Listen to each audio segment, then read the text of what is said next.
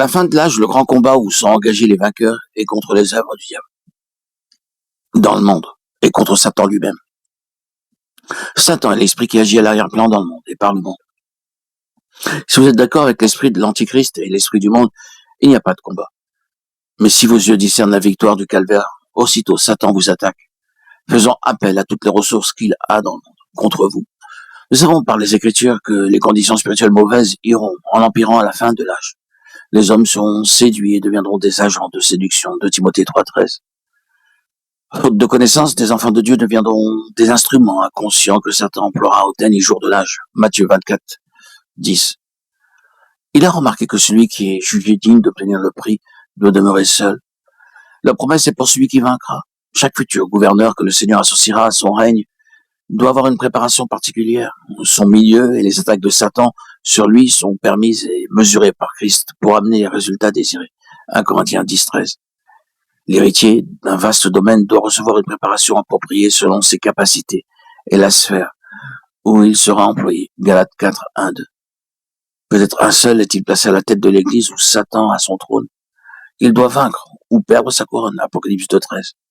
Il ne doit pas s'attendre à une aide pour vaincre avec lui. Un seul reçoit le prix. 1 Corinthiens 9, 24. Seul, il doit être qualifié pour le trône par une foi développée, accrue par l'épreuve et par la victoire sur Satan, parce que l'Esprit de Dieu en lui est la puissance suffisante. 1 Pierre 1, 7. Arrêtons-nous un instant sur la description que nous avons au chapitre 12, l'Apocalypse, versets 1 à 12.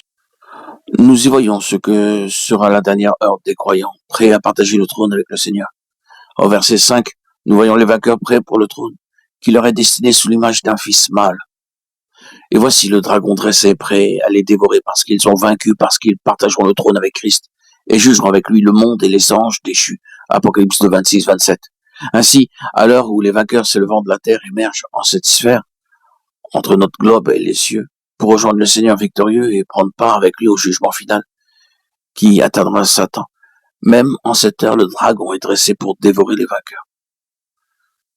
Remarquez aussi que le combat de l'archange Michel et des anges de lumière contre Satan et ses anges déchus est apparemment en rapport avec l'ascension de ceux qui doivent partager le trône.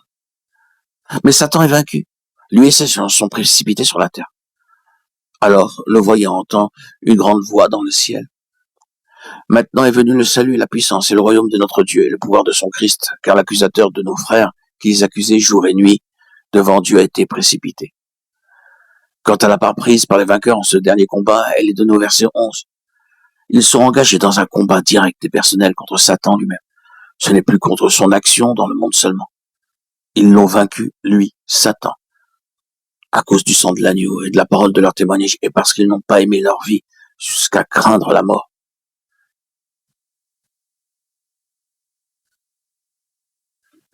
Jetons maintenant un regard sur l'avenir. Au chapitre 17 de l'Apocalypse, nous voyons Christ et les vainqueurs, l'héritier et les co-héritiers qui exercent le jugement.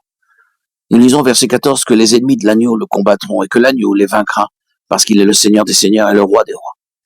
Et les appelés, les élus, les fidèles qui sont avec lui les vaincront aussi. Les saints jugeront le monde. Ils exerceront le jugement. Avant cela, ils auront été appelés à comparaître devant le tribunal de Christ, 2 Corinthiens 5, 10. Alors ceux à qui il sera donné de partager le trône avec le Seigneur, les appelés, les élus, les fidèles seront établis comme juges sur le monde.